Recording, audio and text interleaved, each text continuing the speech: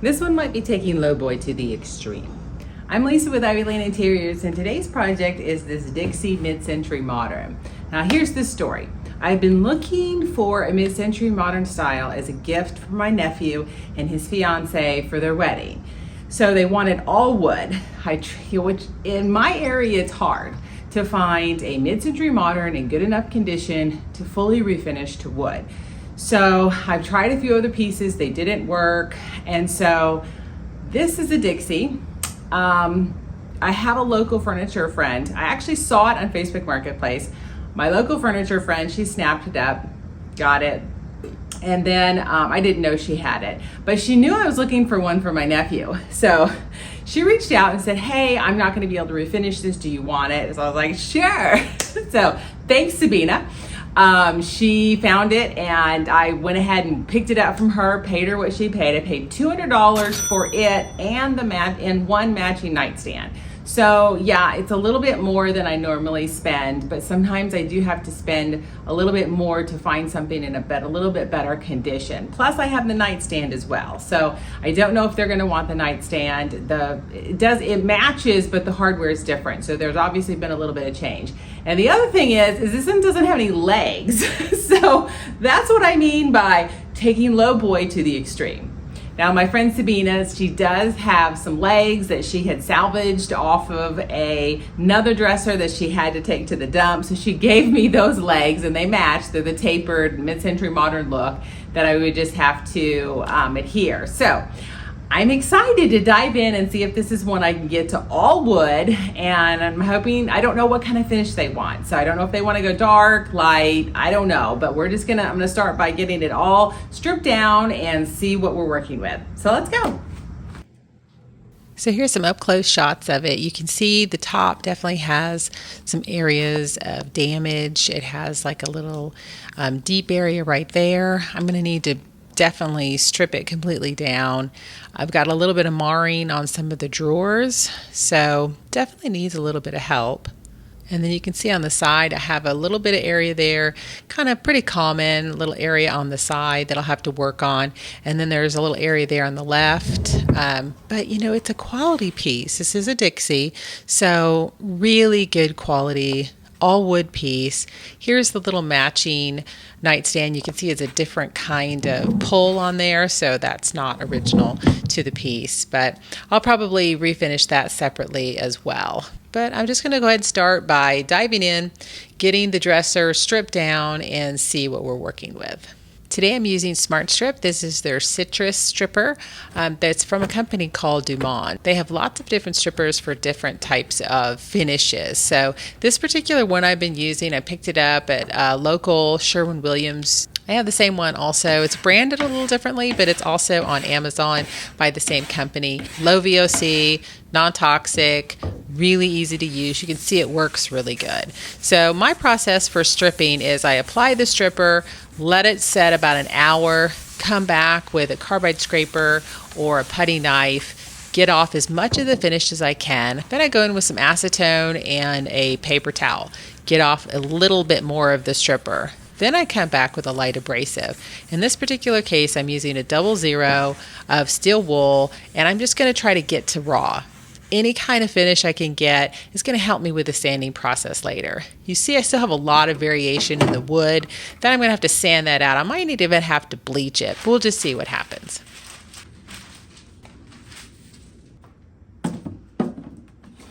Now I'm going to do the same process on all of the drawers. So I have 9 drawers. It's a big dresser. So I'm going to do the same process. I'm going to apply the stripper, let it do its thing. You can go ahead and cover it with plastic wrap. I know some people do that, but it's another step. If I'm going to be away, then I will go ahead and cover it. But if I'm going to be right there within an hour, I usually don't have to cover it with any type of plastic wrap because it doesn't dry out because I'm just right there. Because usually I just slide over, work on another project, and then I come back. But that is an option if you feel like you're not going to be able to get back to it right away. You can see I've decanted a little bit of the acetone in like a little jelly jar. I dip a paper towel in it to try to get off some of that stripping residue. And then again, I go back with my steel wool. You can either use the 4/0 or you could use 2 or 3/0, whichever one you want. The 00 is just a little bit coarser, so you just have to be careful.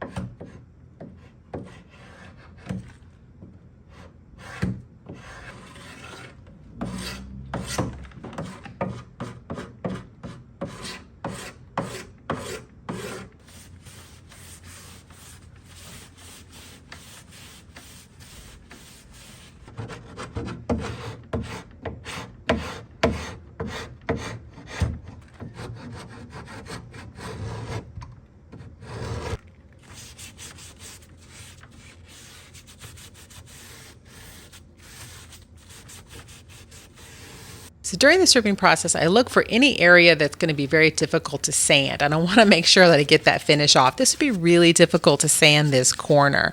So I'm just going to pour on a little bit of acetone and come back with my steel wool and try to get as much of that finish off in that corner as possible. So you can see I'm just really working at it. I'm using my carbide scraper. You could also use a brass wire brush to try to get off in some of those tiny areas. Anything that helps. Try to get as much of that finish off as you can. Every time I'm done with a stripping, I always take my carbide scraper apart and I clean it, and then I'm going to sharpen it. That's the best thing you can do with a carbide scraper, is make sure that you keep it sharp.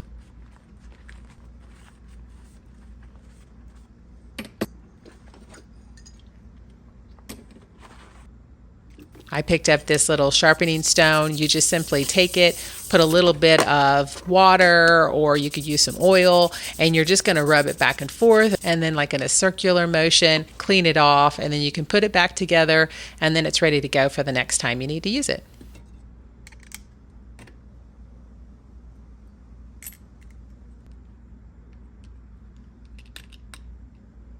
First day done. I actually got the whole dresser besides the legs stripped today. So I worked on it on and off today, and everything is stripped and ready to go. So I'm going to send a picture to my nephew and his fiance and see if they like it, and then see what kind of finish they might want on it. So tomorrow we'll be working on the whole sanding process.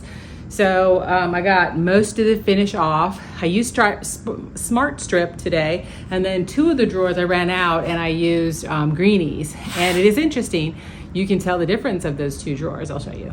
So here's the dresser, and you can tell these 2 drawers, I used a different stripper. Those were greenies and the rest of it was Smart Strip. So honestly, I think the Smart Strip got me further down to raw. I mean, I meant raw, but you know, I'll have to just sand it out. You can see, obviously I put my finger or my hand on it at some point, but I do have some marring, some dark spots there. I have a dark spot here. So I'm gonna go through the sanding process. I may have to bleach it, but I think it's a really good start. It's a really pretty piece. I'm going to start the sanding process. I got quite a bit off. I'm going to start the sanding process with 120. A lot of times I start at 80, but because I got so much of the finish off, I'm able to start with 120. I'll go over the entire surface, and then if I have areas that the finish still is on there, I'll come back with 80 grit, get the finish off, and then work my way back up to 120. So typically I start with 80. If I have finish left, then I move up to 120, and then I stop at 180.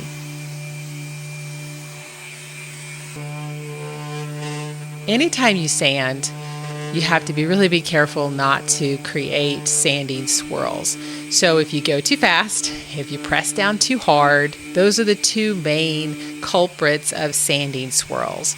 So this particular sander, I'm still working out the kinks in it. I've had to really Google it to see, okay, is it going too fast? I've tried to slow it down a little bit because it has a variable speed.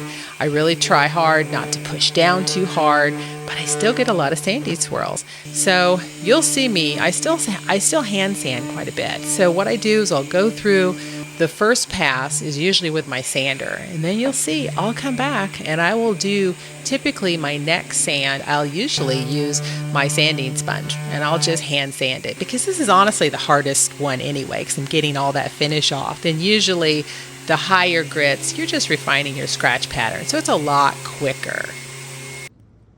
I had several areas on the top that needed some additional sanding, couldn't get it out, so I went down to the 80 grit, and I'm just going to work on those areas right there. And then again, I'll have to work my way back up. Same thing happened on the sides. I had some areas that didn't quite get it off with the 120, so I'm going back down to 80 with my hand sanding sponge, and then I'll work my way back up to 120 and 180.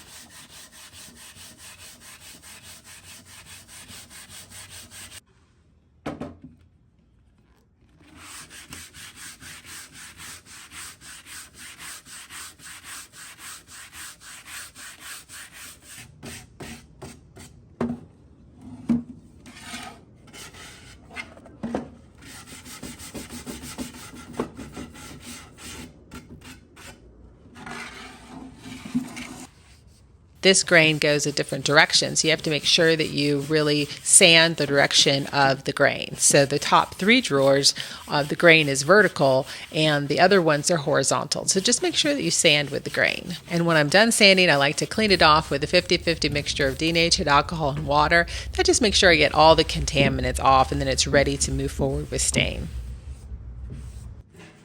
Since I had to really work on some extra spots, I'm going to sand the entire thing now with 120 and see if I can get everything evened out.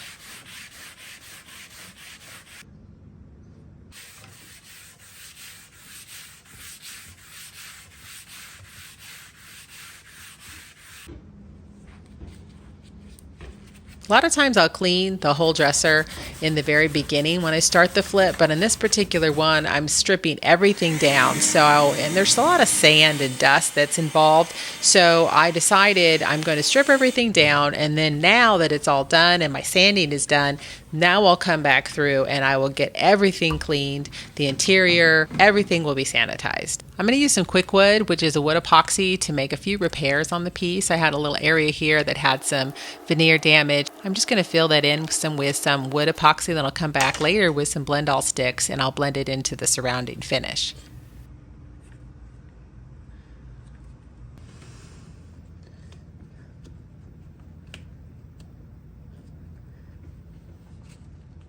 Usually dries within 30 minutes and I can move on to sanding. I wasn't very happy with some of the spots on the top, so I'm going to bleach them out with some oxalic acid. You want to make sure you use your PPE on this because those little crystals can get into your lungs. You're going to dissolve some of the crystals into warm water. Apply it about every 10 minutes until you're happy with it, and then you're going to let it dry out. They recommend rinsing it 3 different times with water to stop the bleaching process. I let it set overnight, and here's what it looks like. So I have a bit of a plot twist this morning. I texted my nephew and his fiance a picture of the Dixie and was asking if they like it, do they want to, what kind of color they want. And then I went ahead and shot them a picture of the piece I did before this that I thought would work for them, but I couldn't get to all wood. And the funny thing is, they actually loved it. And so They're gonna take the two-tone piece. I'll link to the video. It was a really fun piece to do.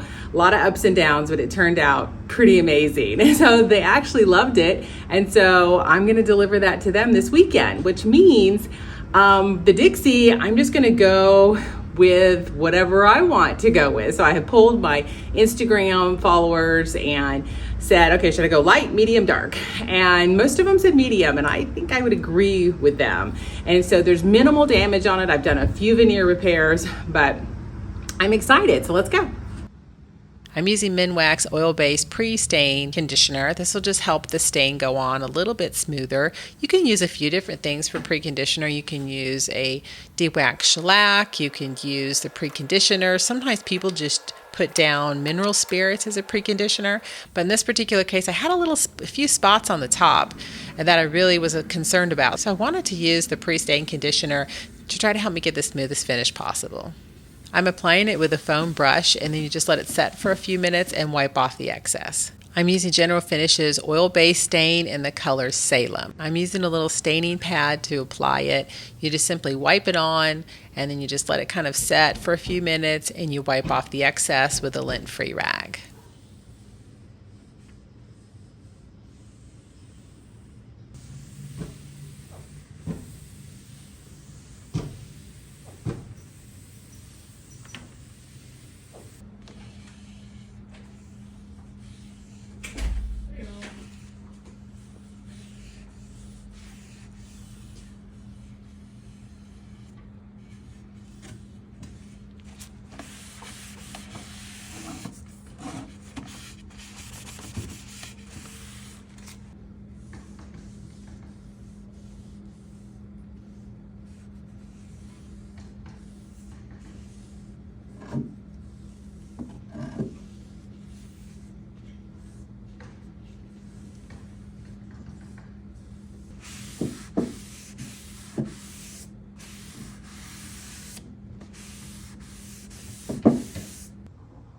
I'm going to use this cushioned interface pad on my Festool sander to work on the legs. So I'm going to get those stripped down. I'll go through the same process. I will apply my preconditioner and stain them as well, and then they'll be ready to add to the dresser.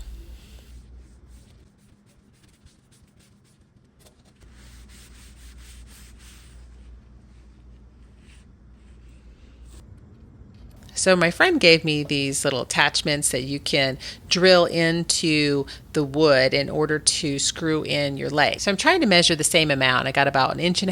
I'm just going to mark my space, and then I have a really big drill bit, and I'm going to drill down, and the pointy part goes into the dresser. So it's going to go in, and then you're just going to screw in the 3 little holes, and then you will actually be able to screw in your leg.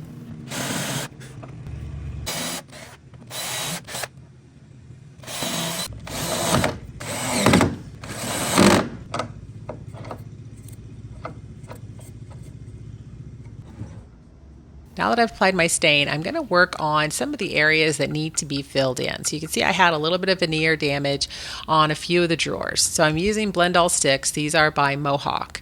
And you're just going to apply them. I like to go light first, and then I work my way up to dark. So you'll see I'll apply it in layers. So I apply it, I'll spray it with their Easy Vinyl Sealer, and then I'll let it kind of set for a few minutes, work my way around the dresser, come back to it after it's dried, add another layer. So it's just kind of like adult crayons. You're just trying to blend it into the surrounding wood. This is still a skill I'm working on, so I haven't perfected it yet, but I'm getting there. And so every time I do it, I feel like I get better.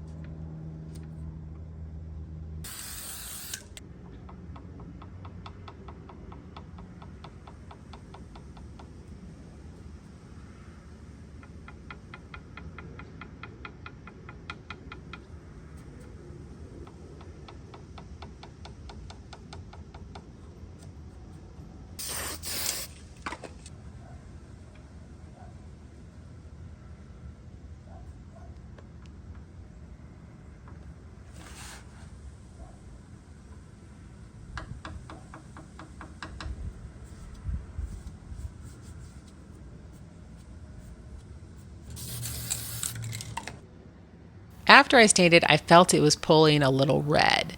So if you look at a color wheel, whatever is opposite is going to cancel that. So you see on the color wheel, green is the opposite of red. So I went to my local Woodcraft and I'm looking for a tint that I can add to some type of a medium that will allow me to tone this piece. So again, I'm looking for the opposite of red, which is green. So this tint should work. You can add it to lots of different things, water-based, oil-based. In this particular case, I'm going to add it to de-waxed shellac. That's going to be my medium. You can add up to about 5%. I don't have an exact science because I've not actually used a tint before. I've only ever used dye stain to tone.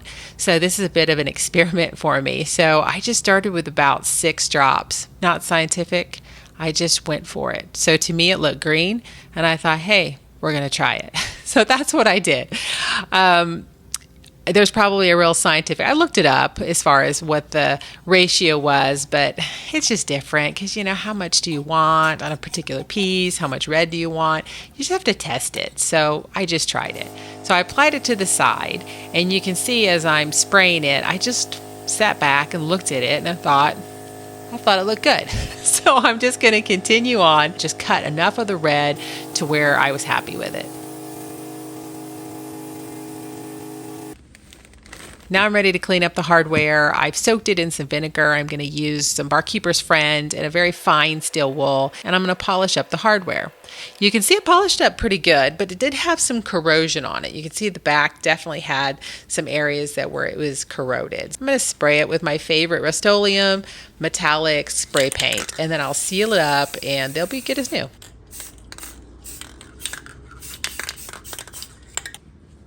Now it's time to seal everything up. I'm using Osmo's Poly-X oil. This is a hard wax oil, super easy to apply. You have various ways you can apply it. I'm using a white applicator for this, so you're just going to wipe it on. I let it set for a couple minutes and then I'm just going to pull back the excess with a lint-free cloth. I like to put at least 2 coats on. Sometimes I'll go ahead and do a 3rd coat on the top of the dresser as well.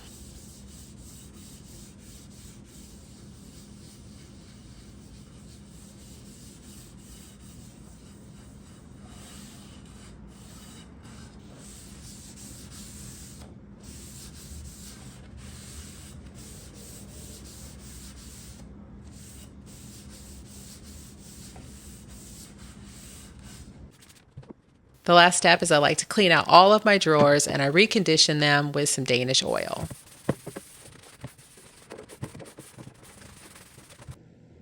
So let's look back at the before. This little piece definitely was taking Lowboy to the extreme.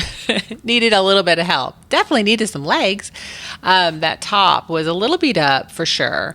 Wasn't sure if I could get all of that area off, but overall, I mean, for its age, I thought it was in pretty good shape. It's a all wood piece, which is wonderful to start with. But here's the finished product.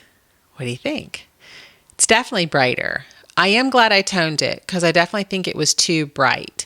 You can see right there that little piece on top. I didn't quite get it out, and I've decided I'm going to embrace it as a charming imperfection because I've sanded it quite a bit and I bleached it and I couldn't get it anymore. And sometimes, you know, when you mess with things too much, you cause additional damage. And so I just stopped and decided to embrace it. So at my skill level, I felt that was the best choice. So if you have any other suggestions, you can drop them in the comments. But for me, I felt it was really a better choice just to leave that little top area because the rest of it is perfect. I love how the wood tones of the top 3 drawers is different than the bottom 6. I think it provides a nice little contrast. It's a lovely dresser, and look at that shine on that hard wax oil. It is such a beautiful finish, and it provides such a durable finish. Now, I could use your help on the hardware. I could switch them out to these. They are petite. They were a little beat up. So what do you think? Should I leave the originals or should I upgrade them to the new ones?